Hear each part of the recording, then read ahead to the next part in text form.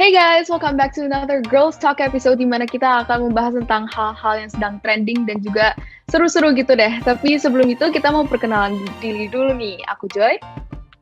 Aku Farena. Dena. Ada aku Ashel. Aku Elis. Nah, kali ini kita mau bahas tentang dunia seputar per-K-popan, K-drama, pokoknya yang Korea-Korea yang pastinya seru banget guys. So, let's get started.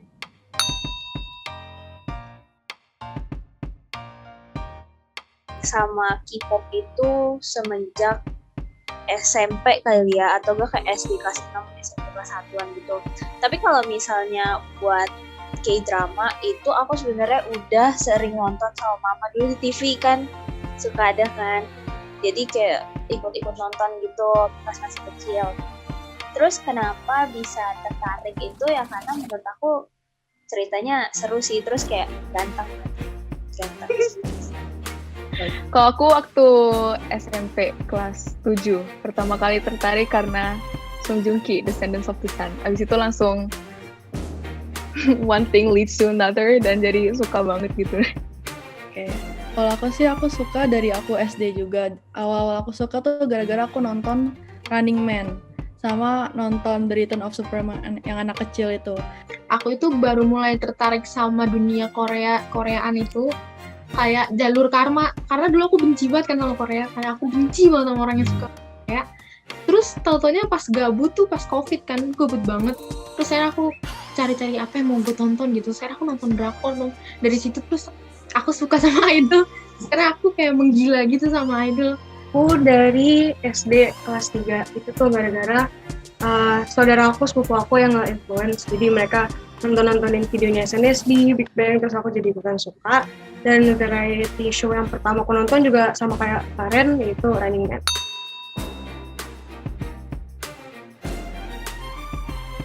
Cowok dulu atau cewek dulu nih?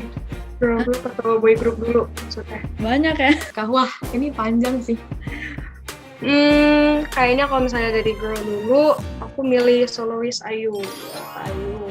Karena soalnya bagus banget, keren banget, terus juga dia started her career dari bawah banget, dari background keluarga yang susah, dan sampai sekarang dia sukses banget. Kalau yang main film tuh aku sampai sekarang masih suka sama Ji Chang-wook. Oh, Ji Chang-wook. Iya. Oke. Dia agak terlalu laki-laki gitu ya. Iya, terus habis itu kan baru aku lanjut nonton kayak itu, terus kayak Aku sih kalau cewek sama juga IU. Soalnya dia mau on screen, mau off screen sama-sama baik banget. Even kemarin aku lihat di TikTok dia kasih hadiah ke fansnya mic buat nyanyi seharga 42 juta. Idol cowok aku sih Jimin BTS. Soalnya pertama kali lihat BTS, gak tau kenapa langsung liatnya dia gitu. Terus kayak lucu, ganteng, terus pokoknya 100 gitu deh. Aku pertama kali jatuh cinta sama artis Korea yang drama itu Lee Min Ho. Gak tau kenapa kayak walaupun dia udah agak tua sebenarnya, tapi kayak dia tuh kayak berperan sebagai orang kaya tuh jadi kayak aduh meleleh gue gitu. Aku suka NCT. Kalau disuruh top 3-nya aku mungkin suka EXO, NCT, sama GOT7. Variety show aku paling suka The Return of Superman. Itu aku nggak bisa toleransi tuh, itu udah pasti kan tuh mereka lucu-lucu banget anak-anak kecilnya. Terus yang kedua aku paling suka Weightlifting by Kim Bok-joo. Itu kayaknya every K-drama pasti nonton itu kayak wajib. Yang pasti Descendants of the Sun, karena itu adalah drama yang bikin aku jatuh ke dunia K-drama. Itu kayak legend banget gak sih? Kayak semua orang pasti tahu Descendants of the Sun gitu loh. Dan aku dari watch drama itu kayak 3 kali ada kali ya. Padahal udah tahu plotnya gitu, udah tahu endingnya gimana, tapi kan seru aja gitu nonton lagi. Ke Suspicious Partner yang main Ji Chang-wook sama ceweknya aku lupa. Ini tuh tentang hukum, kayak law school gitu. Abis nonton drama ini, aku jadi pengen jadi pengacara. cuman karena drama itu doang. Cuman itu kayak cuma sesaat aja gitu, terus sebulan berikutnya udah bye-bye aja gitu. Dan yang terakhir aku juga suka Doctors, yang main itu Kim Rae-won sama Park Shin Hye kalau nggak salah. Itu juga bagus banget. Dan yang aku suka dari dramanya itu biasanya kalau misalnya drama kayak medical gitu, scene operasinya kan nggak dikasih lihat gitu ya. Tapi kalau di drama ini tuh beneran kayak darahnya kelihatan, jantungnya kelihatan gitu. Jadi seru banget gitu loh. Dan juga walaupun mereka age gap-nya lumayan jauh, kayak 10 tahunan atau berapa gitu, mereka tetap bisa jadi couple gitu loh. Dan itu keren banget sih, aku suka banget. Dan habis nonton itu aku kepengen jadi dokter. Jadi kayak cita-cita aku itu berubah sesuai dengan drama apa yang lagi nonton gitu lah. Kalau aku sekarang sih lagi, karena yang terakhir aku nonton Penthouse tuh season 1, season 2 tuh termasuk 2 film atau satu? Satu sih mungkin, tapi seasonnya banyak. Iya, aku suka Penthouse. Terus kakak nonton itu gak sih World of Merit? Emosi saya nonton itu ya. Kegangguan jiwa gitu, mental breakdance kalau nonton gitu tuh. Kalau aku top 3 drakor tuh apa yang pertamanya? Dots kayaknya yang pertama. Itu menurut aku berkesan banget. Iya, bagus Dots. gitu.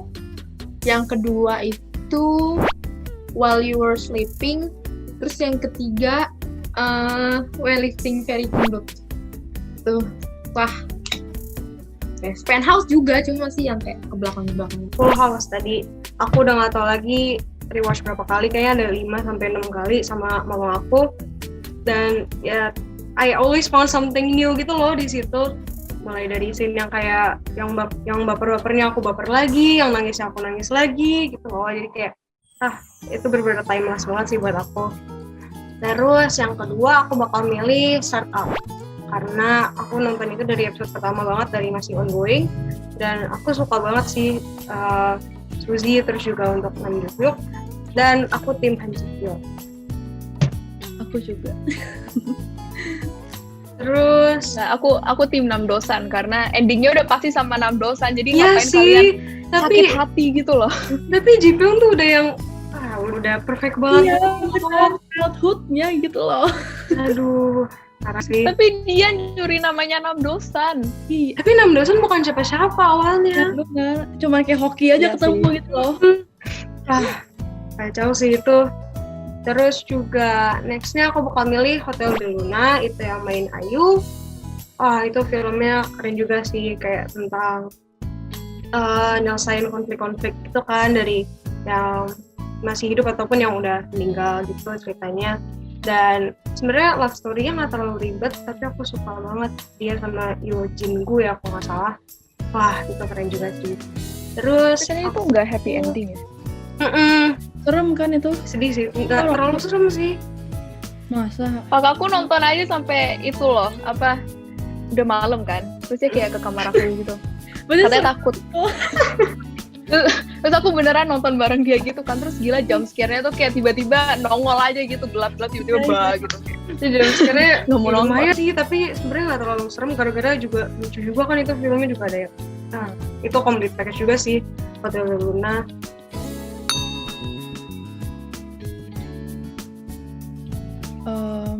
Kalau dari aku sih bisa tinggi karena mereka punya work ethic itu kayak mereka tuh bersaingan gitu loh untuk jadi top. Kalau misalnya kayak dilihat dari kayak perjuangan kayak idols kayak senyum-senyum, ketawa-ketawa, padahal perjuangan mereka tuh tidak semudah itu loh. Banyak trainee yang kayak 4 tahun, 5 tahun, dan banyak banget yang dari mereka mau nyerah kan di tengah jalan. Dan juga kayak jadi aku dengar kayak kalau jadi trainee idol tuh harus kayak dietnya ketat, terus latihan setiap hari, kayak nggak boleh pegang HP cuman katanya weekend, dan kayak hidup mereka tuh bertahun-tahun latihan dan gimana nggak stres gitu, kayak pengen keluar tapi kan ada kontraknya kan, kalau misalnya mereka batal kontraknya mereka harus bayar segini gitu, jadi mungkin stres dan akhirnya memilih untuk bunuh diri kali. Dan juga ya gimana ya, di Korea kan tingkat apanya ya, mereka punya pressure dalam pekerjaan tuh juga dituntut besar gitu. Itu sih kalau dari aku. Kalau aku juga, ya aku tahu tingkat bunuh diri di Korea itu juga tinggi karena kadang ada di explore Instagram gitu. Kalau dari aku sih karena Korea kan selain K-pop sama dramanya juga terkenal dengan edukasinya kan, kayak top university-nya gitu. Dan I think edukasi di Korea itu very murid-muridnya itu di pressure banget gitu dari kecil. Karena aku pernah lihat gitu, jadi ada satu channel gitulah, mereka itu isinya bukan review ya, interview orang-orang siswa-siswa yang lagi belajar buat masuk ke kuliah gitu. And there's this one student, dia seharian kayak isinya belajar semua. Dia sampai lupa makan, lupa ini, lupa itu, pokoknya intinya belajar aja. Soalnya kayak pressure harus masuk ke university top 3-nya mereka itu tinggi banget gitu loh. Dan I think itu yang bikin mereka jadi stres karena gak ada gak ada bersosialnya, jadi cuman belajar aja terus gitu. Jadi akhirnya mereka capek hidup mungkin gitu, dan akhirnya ya memutuskan untuk bunuh diri. Dan juga karena pekerjaannya dan idol life juga, dan juga di sana kan ada pressure kecantikan, kayak standar kecantikannya mereka juga tinggi kan.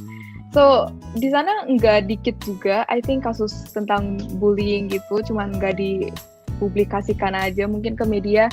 And kalau yang kita bisa lihat sekarang kayak skandal-skandal artis kayak Park Hye-soo atau So Ye-ji gitu, mereka kan juga termasuk bullying gitu kan. Jisoo juga kan kayak baru kelar gitu.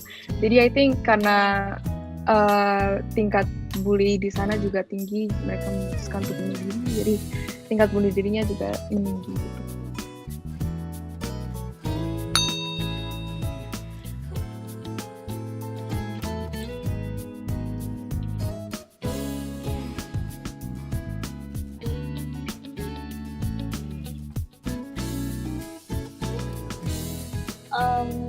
Kalau menurut aku mungkin kenapa dia bisa kayak gitu karena di Korea di mana-mana sebenarnya kan kita ada yang namanya beauty standard ya.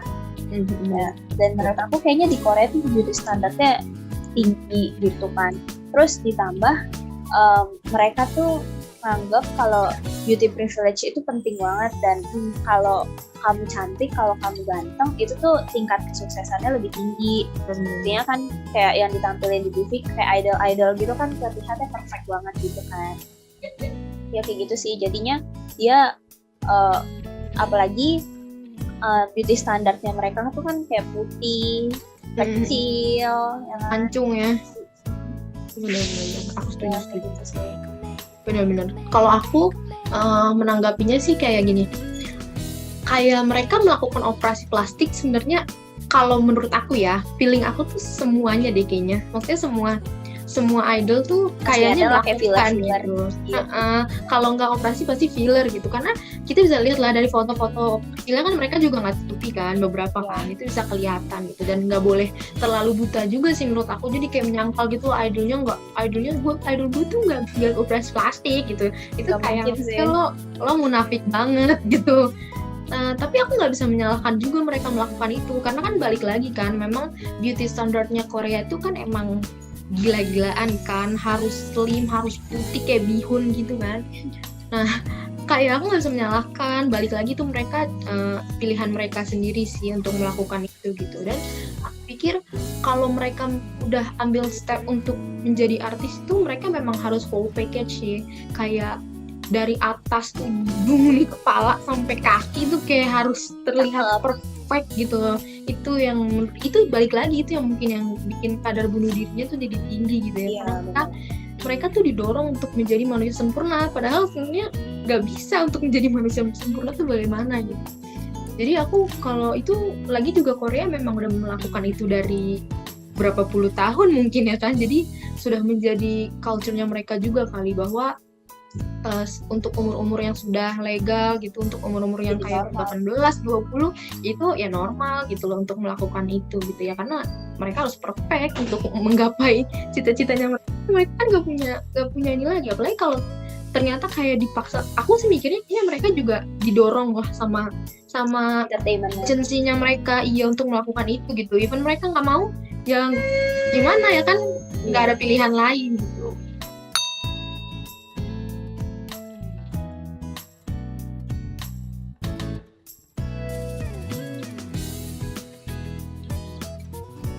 Sama sih, aku juga nggak menormalize hal itu. Kayak misalnya ada orang yang nggak percaya Tuhan atau agama itu, aku nggak terlalu normalize itu. Tapi balik lagi sih, karena emang diwajarkan oleh pemerintahnya dan juga emang lingkungan mereka seperti itu gitu loh. Kayak mereka, I think mereka emang lebih ke performance oriented, apa ya bilangnya ya. Mereka emang banyak orang yang pintar gitu loh. Jadi kan mereka ya berarti fokus ke apa sih, pengetahuan yang duniawi gitu loh menurut aku ya.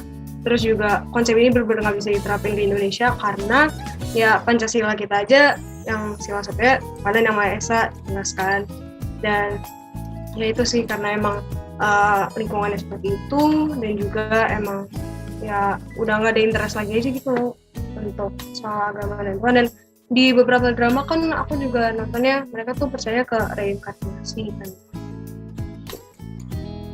Oke, kalau dari aku bener sih, aku setuju apa yang kalian ngomong. Kayak dari antara semua kebaikan K-pop, mungkin ini yang aku nggak setuju karena banyak dari mereka yang nggak percaya, dan buat aku secara pribadi it's not normal gitu loh. Kita butuh Tuhan gitu loh. Dan juga yang tadi Joy cerita yang di tengah jalan bisa dipanggil orang, itu bener banget. Jadi mungkin karena itu kali ya, kayak katanya banyak orang kayak mahasiswa gitu yang dari Indonesia sering banget dipanggil sama ibu-ibu, suruh diajak gitu, katanya dikasih brosur, terus nanti dikasih nomor teleponnya, terus nanti kalian ditelepon gitu terus sampai kayak dikejar-kejar. Jadi mungkin kali yang jangan bikin kayak orang korek kayak jadi ilfil atau gimana tentang ketuhanan. Jadi kayak mungkin karena mereka jadi bingung kali kayak siapa Tuhan sesungguhnya, kenapa jadi sembah-sembah berhala kayak begitu. Dan juga bener sih, Dana bilang mereka percaya sama reinkarnasi tadi, kayak mereka percaya nanti mereka bakal hidup bangun lagi nanti kayak jadi gimana gitu.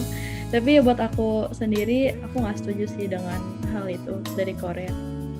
Itu sih benar-benar aku setuju sih gitu, karena menurut aku juga mikir kayak di mereka tuh wajar banget ya bahwa nggak percaya Tuhan tuh hal yang benar-benar wajar gitu loh. Kalau di sini kan ya gila kali lo nggak percaya Tuhan, itu langsung kayak dimusuhin sekampung nggak percaya sama Tuhan. Tapi balik lagi sih, mungkin juga karena bener satu tingkat pendidikan, dan satu lagi mungkin karena mereka individualisme gitu nggak sih? Iya benar-benar. Kayak terlalu tingginya rasa individualismenya mereka, kayak ngerasa mungkin mereka mampu gitu loh tanpa Tuhan gitu.